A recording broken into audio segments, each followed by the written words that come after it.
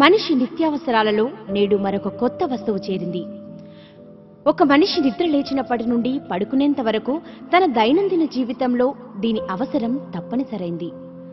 అదే ఆ మనిషి పాలిట శాపంగా మారుతోంది. అది ప్లాస్టిక్. నేడు ప్రపంచాన్ని ప్లాస్టిక్ పాలిస్తోంది. 5 లక్షల కోట్లు. ఇది సగటున ఒక సంవత్సరంలో ప్రపంచవ్యాప్తంగా ఉపయోగిస్తున్న ప్లాస్టిక్ బ్యాగ్ల సంఖ్య. రానున్న భవిష్యత్తులో భారతదేశానికి అణ్వాయుధాల కన్నా ఈ ప్లాస్టిక్ బ్యాగ్స్ పెను ప్రమాదంలా మారనున్నాయి. ప్లాస్టిక్ ఇదొక పెట్రోకెమికల్స్ నుండి ఉత్పత్తి చేయబడే పదార్థం. దీనిలో ఉండే బిస్ఫినాల్ ఏ మరియు పాలిస్టరీన్ బై ప్రోడక్ట్ వంటి రసాయనాలు చాలా విషపూరితమైనవి.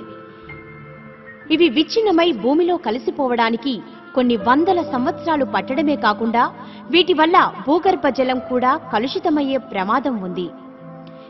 ఈ ప్లాస్టిక్ వ్యర్థాలను తగలబెట్టడం మరింత ప్రమాదకరం. దీనిని మండించినప్పుడు వెలువడే విషవాయువులు క్యాన్సర్ లాంటి భయంకరమైన వ్యాధులకు దారితీస్తాయి.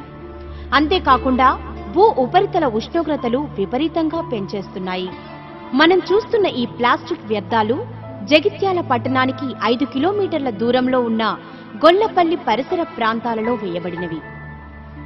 ఒక చిన్న పట్టణంలోనే ఇంత ప్లాస్టిక్ వ్యర్థాలు ఉంటే రాష్ట్రంలో, దేశంలో ఈ పరిస్థితి ఎలా ఉందో ఊహించడానికే భయంకరంగా ఉంటుంది. అంతేకాకుండా పాలిథిన్ కవర్లు డ్రైనేజీలలో ఇరుక్కొని నీటి ప్రవాహానికి అడ్డు తగిలి పట్టణాలలో మురికి నీరు రోడ్లపైకి రావడానికి కారణమవుతున్నాయి. మరెందుకు ప్లాస్టిక్ ని వాడుతున్నాం? దీనిని తయారు చేయడం సులభం, వాడటం సులభం. అంతేకాకుండా దీని తయారీకి అయ్యే ఖర్చు కూడా చాలా తక్కువ. అందుకోసమే మనకు తెలియకుండానే మనం ప్లాస్టిక్ కు బానిసలమవుతున్నాం. మరి మనమేం చేయలేమా? చేయగలం. ఇప్పటికీ ప్రపంచంలోని చాలా దేశాలలో ప్లాస్టిక్ పై నిషేధం విధించారు. మన దేశంలో కూడా ఢిల్లీ, రాజస్థాన్, హిమాచల్ ప్రదేశ్, జమ్మూ కాశ్మీర్, వెస్ట్ బెంగాల్, కేరళ మొదలైన రాష్ట్రాలలో నిషేధం విధించారు. సుప్రీంకోర్టు కూడా ఈ విషయంలో కఠినంగానే వ్యవహరిస్తోంది. ప్లాస్టిక్ ని నివారించలేకపోవడానికి ప్రధాన కారణం దీని రీసైక్లింగ్ కి అయ్యే ఖర్చు దీని తయారీకి అయ్యే ఖర్చు కంటే ఎక్కువ కావడమే. నేడు వ్యవసాయ రంగంలో కూడా ప్లాస్టిక్ వాడకం పెరిగింది. ప్లాస్టిక్ కల్చర్ గా పిలువబడుతున్న ఈ విధానంలో నేలలోని తేమ పోకుండా నేలను కప్పి ఉంచడానికి ప్లాస్టిక్ ని వాడుతున్నాం. దీనివల్ల ప్లాస్టిక్ భూమిలో కలిసిపోవడమే కాకుండా ఆహార పదార్థాల కాలుష్యానికి కూడా కారణమవుతుంది. ఇప్పటికే చాలా దేశాలలో ప్లాస్టిక్ కి ప్రత్యామ్నాయాల వేట మొదలైంది. అదే బయోప్లాస్టిక్.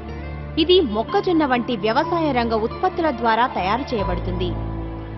ఇది త్వరగా విచ్ఛిన్నమై భూమిలో కలిసిపోతుంది. అంతేకాకుండా ఇది మనుషులకి, పర్యావరణానికి కూడా క్షేమకరమైనది. పాలిథిన్ కవర్లకు బదులుగా కాటన్ బ్యాగ్స్, జూట్ బ్యాగ్స్ వాడటం ద్వారా ప్లాస్టిక్ వాడకాన్ని చాలా వరకు తగ్గించవచ్చు. వీటన్నింటితో పాటు ప్రభుత్వం కూడా సరైన సమయంలో సరైన రీతిలో స్పందించడం ద్వారా మన భవిష్యత్ తరాల వారికి బంగారు జీవితాన్ని అందించిన వాళ్ళమవుతాం. ఇది మనందరి బాధ్యత. No place.